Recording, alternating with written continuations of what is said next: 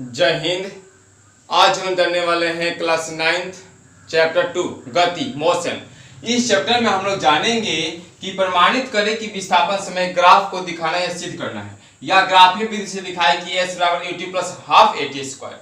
या आप लोग को दे देगा, आप लोग जानते हैं क्या दे देगा कि सिद्ध करें कि s बराबर ut प्लस हाफ at। यदि आप मेरे प्यारे दोस्त आप कॉम्पिटिटिव एग्जाम की भी तैयारी कर रहे हो, 9वां के साथ साथ वर्ग 9 के साथ साथ, ये सूत्र आप लोगों के लिए कॉम्पिटिटिव एग्जाम में काफी न्यूमेरिकल में भूमिका निभाएगा। इसके पहले आपने वीडियो में देख चुके होंगे कि v बराबर u प्लस at, यानी उससे हमने जाना था अगर दो वेग दिया हो, एक प्रारंभिक वेग, अंतिम वेग और त्वरण दिया हो तो समय निकाल सकते हैं। तीनों में से कोई एक, तीनों में से चार में से कोई तीन दिया होता है। और इसमें भी आप लोग जानते हैं कि जहाँ s बराबर स्पीड होता है और ये प्रारंभिक वेग बोल सकते हैं कि स्टार्ट वेलोसिटी, t बराबर टाइम और 1/2 s एक्सेलरेशन यानी त्वरण और t स्क्वायर हमें चाहिए।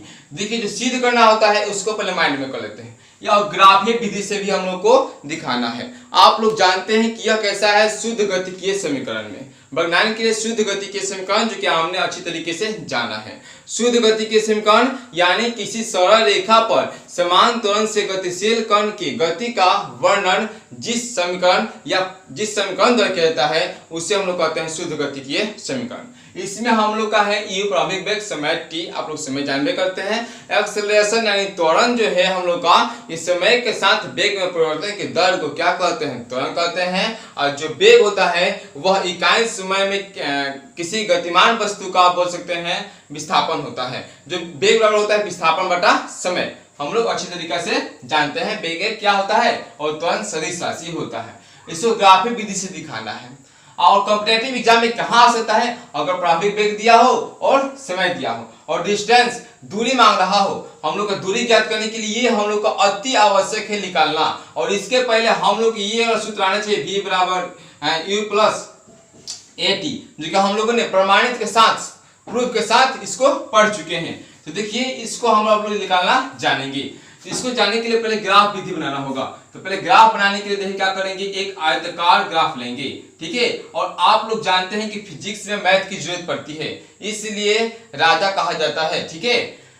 फिजिक्स में मैथ को राजा कहा जाता है, ठीक है। आप लोग अच्छी तरीके से जानते हैं। और यहाँ पे हो जाएगा, तो यहाँ पे क्या लेते हैं हम लोग ऑलरेडी मूल राशि। यहाँ पे हम लोग समय से दिखाएंगे, इसको आधार से लेते हैं, यानी हम लोग वेग से दिखाएंगे, इसको अंतिम वेग भी लेंगे, ठीक है। और यहाँ पे हम लोग का रहेगा, यहाँ पे मान लीजिए कि मूल बिंदु रहेगा, यहाँ पे कोई वस्तु चलना प्रारंभ करेगी, ठीक है। उसके बाद से हम लोग का एक और रहेगा आयताकार से बना रहे हैं तो A हो जाएगा। यहाँ से कोई वस्तु जाएगी हम लोग का B, यहाँ से कोई वस्तु हम लोग का जाएगी B। तो चलिए इसे हम लोग जा रही है तो डॉट डॉट के माध्यम से दिखाया जाए, कोई वस्तु जा रही है हम लोग का B। और उसके बाद से यहाँ पे A B, यहाँ पे ले लेते हैं C और यहाँ पे ले लेते हैं हम लोग D, क्योंकि ऊपर काम कर लेते हैं। यहाँ पे चले ले लेते हैं E। आप लोग जहां चाहे तहां मान सकते हैं, वैल्यू सिर्फ समझा जाता है। उसके बाद से यहाँ पे हम लोग का प्रारंभिक वेग हो गया U, क्योंकि चलना क्या होता है, प्रारंभ होता है U। और B D A B C D सब हो गया और चलना प्रारंभ होता है। तो हम लोग का यही हम लोग का निकालना S डिस्टेंस कौन सी दूरी तय की हुई है, यही वाला मान हम लोग को क्या करना है, ज्ञात करना है। इतना ही का मानव हम लोग क्या करना है, निकालना है। इसको निकालने के लिए आप लोग चाहे तो भाषा में कुछ लिख सकते हैं कि माना कि कोई वस्तु A t समय में चाहे x दूरी तय करने के बाद, कुछ भी दूरी तय करने के बाद जो ही माने हो, यहाँ पे वह B बिंदु पर क्या करती है, पहुंचती है। उसके बाद से जहां उसका अंतिम वेग, जहां B बिंदु पहुंच रही है तो अंतिम वेग क्या हो रहा है, V है। अंतिम वेग क्या है, V है। तो अंतिम वेग V है, तो लिख सकते हैं कि वेग समय ग्राफ से त्वरण, वेग समय ग्राफ से जो उसका त्वरण ढाल है वो हमें क्या बताता है, ढाल जो है, यानी कौन सा ढाल, AB बटा BC बटा AC हमें क्या बताता है, ढाल बताता है। ढाल बताता है, इस ढाल का मतलब होता है त्वरण, जो कि हमने फर्स्ट वीडियो में जान चुके हैं, ठीक है। यानी v बराबर u प्लस at को सिद्ध करते समय तो हम लोग लिख सकते हैं इसे फिर कि चूंकि वेग समय ग्राफ और समय अक्ष के बीच जो समय अंतराल से घिरा क्षेत्र समय अंतराल के विस्थापन देता है। उसके बाद से हम लोग क्या करेंगे कि विस्थापन का जो हम लोग हो आप लोग देख रहे हैं कि एक ऐसा आकृति है समलंब चतुर्भुज जैसा है। जब हम लोग समलंब चतुर्भुज बनाते हैं तो सेकंड समलंब चतुर्भुज बनाकर दिखा देते हैं ताकि आप लोग का काम आने वाला है नेक्स्ट में। देखिए समलंब चतुर्भुज हम लोग बनाते हैं तो ऐसा बनाते हैं, उसके बाद से समलंब चतुर्भुज इस प्रकार से होता है, उसके बाद से हम लोग बना लेते हैं समलंब चतुर्भुज यहाँ से होता है। इसके बाद से तो क्या करते हैं, तो पहले आयत का क्षेत्रफल लिखाते हैं, त्रिभुज का क्षेत्रफल लिखाते हैं। नहीं तो समलंब चतुर्भुज का होता है समांतर भुजाओं का योग गुने ऊंचाई। समलंब चतुर्भुज का क्षेत्रफल ये होता है कि समांतर भुजाओं का योग गुने ऊंचाई। लेकिन देखेंगे कि समांतर भुजाओं का योग करेंगे ऊंचाई करेंगे तो ये बनने वाला नहीं है। तो फिर आप लोग देख रहे हैं कि आयत का क्षेत्रफल और त्रिभुज का क्षेत्रफल मिलाकर ये पूरी आकृति का क्षेत्रफल यहाँ पे हो जा रहा है। तो जब यहाँ पे हो जा रहा है तो इसमें हम लोग क्या करेंगे, आयत का क्षेत्रफल तब त्रिभुज का क्षेत्रफल निकालेंगे। तो चलिए पहले हम लोग शुरू करते हैं। तो देखिएगा, तो लिखिएगा पहले कि विस्थापन S क्या है, एक S समलंब चतुर्भुज, विस्थापन S समलंब चतुर्भुज, विस्थापन समलंब चतुर्भुज। समलंब चतुर्भुज कौन कौन सा हो रहा है, A B और यहाँ पे E और O, A B E O इस तरह से गए हैं।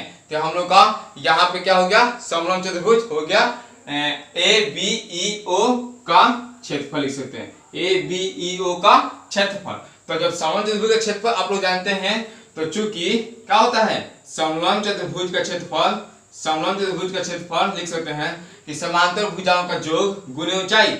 समलंब चतुर्भुज का क्षेत्रफल, समलंब चतुर्भुज का क्षेत्रफल निकालने के लिए आप लोग क्या कर सकते हैं, यहाँ पे समांतर भुजाओं का योग गुने ऊंचाई होता है। एक ऑलरेडी आप लोग को दिखाई दे रहा है कि लिख सकते हैं आयत का क्षेत्रफल गुने त्रिभुज का क्षेत्रफल। तो लिख दीजिए आयत का क्षेत्रफल। आयत का क्षेत्रफल इसलिए क्योंकि अगर ऐसा हम लोग लेंगे तो वहां पे हम लोग क्या हो जाएगा, गड़बड़ा जाएगा। जो समांतर भुजाओं का योग गुने ऊंचाई लेंगे तो ये हम लोग का सिद्ध होने वाला नहीं होगा। तो यहाँ पे लेंगे आयत का क्षेत्रफल गुने ये ऊपर वाला पर्सन त्रिभुज का क्षेत्रफल। आयत का क्षेत्रफल प्लस क्या ले सकते हैं, त्रिभुज का क्षेत्रफल, त्रिभुज का क्षेत्रफल। अब चलिए आयत का क्षेत्रफल, तो आयत का क्षेत्रफल आप लोग जानते हैं कि लंबाई गुने चौड़ाई क्या होता है, आयत का क्षेत्रफल लंबाई गुने चौड़ाई प्लस त्रिभुज का क्षेत्रफल 1/2 आधार गुने ऊंचाई, आधार गुने ऊंचाई। यहां तक ले तो आप लोग ऑलरेडी जानते हैं क्योंकि हम लोग यह जो है निम्न क्लास यानी नीचे क्लास से ही हम लोग क्या करते हैं, अक्सर पढ़ते आते हैं। आप लोग देखिएगा जब आयत का क्षेत्रफल है तो लंबाई गुने चौड़ाई, तो लंबाई क्या दिखाई दे रहा है आप लोग का, ओ आप लोग का दिखाई दे रहा है हम लोग का लंबाई इसका है OE। क्या है लंबाई OE, तो लंबाई हम लोग का है OE क्रॉस चौड़ाई कितना है OA, OE cross OA plus यहाँ पे हम लोग दिखाई दे रहा है U और T हो गया है और ये E हो गया है। तो यहाँ पे लिख सकते हैं 1/2 और आधार, इसका आधार क्या है हम लोग का AC गुने ऊंचाई क्या है हम लोग का BC, AC गुने क्या है BC।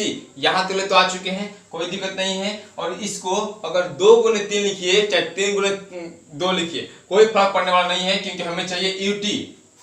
तो पहले U है यहाँ पे लिख देंगे OA क्रॉस OE, सिर्फ बदले हैं कोई प्रभाव पड़ने वाला नहीं है, प्लस 1/2 और देखिए AC और BC। तो देखिए जो हम लोग का AC दिया है तो AC हम लोग का क्या है, AC देख रहे हैं कि T के बराबर है यानी हम लोग का T स्क्वायर हो जाएगा। तो हमें 2 गो T और चाहिए, तो इसके लिए हम लोग क्या कर सकते हैं, AC गुने BC बटा AC गुने AC। तो जब AC लिए तो कहेगा सर आप स्टार में लिए हैं बाटा में AC, जब बाटा में AC लिए हैं तो गुना में AC किए हैं क्योंकि कर सकता है, कोई प्रभाव पड़ने वाला नहीं है। अगर हम ले रहे हैं 8 + 1 ऑपरेशन इस टाइम तो -1, जो कि हमने गणित में पढ़े हैं 2D 2 4 में, जहां सूत्र वाला का प्रयोग करना चाहिए था। तो वहां पर हम लोग घन के रूप में, वर्ग रूप में लाने के लिए करते थे।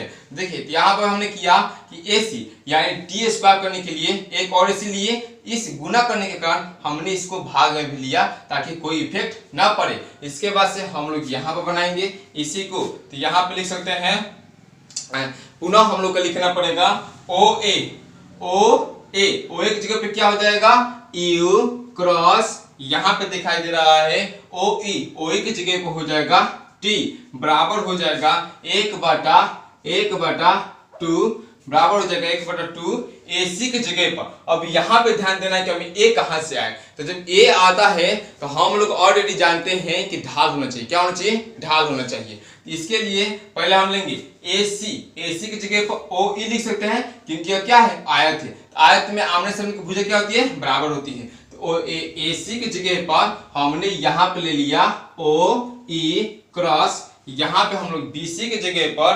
BC/AC लिखे हैं, तो फिर लिख सकते हैं हम लोग यहाँ पे BC/AC, और फिर इस AC की जगह पर एक AC चेंज किए, एक AC की जगह पर हमने नीचे वाला ले लिया क्या?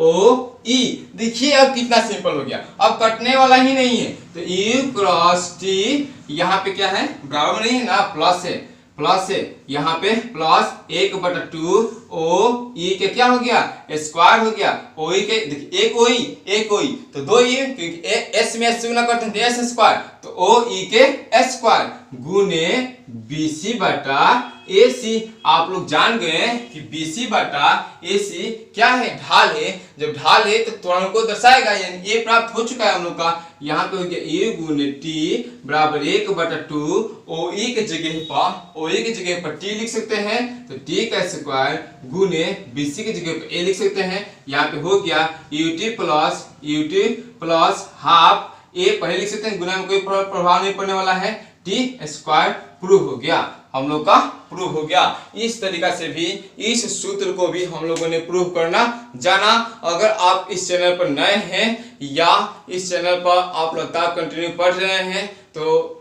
जांच लीजिएगा कि आपने बेल आइकन घंटी को ऑल पर प्रेस किया है या नहीं। धन्यवाद दोस्तों हमारे साथ बने रहने के लिए, इस वीडियो को देखने के लिए। और यह जो सूत्र है कॉम्पिटिटिव एग्जाम में काफी महत्वपूर्ण भूमिका निभाएगा, इसलिए अपने नोटबुकों में इसे प्रूफ के साथ उतार लीजिएगा, अच्छी तरीके से 2 बार हल कर लीजिएगा।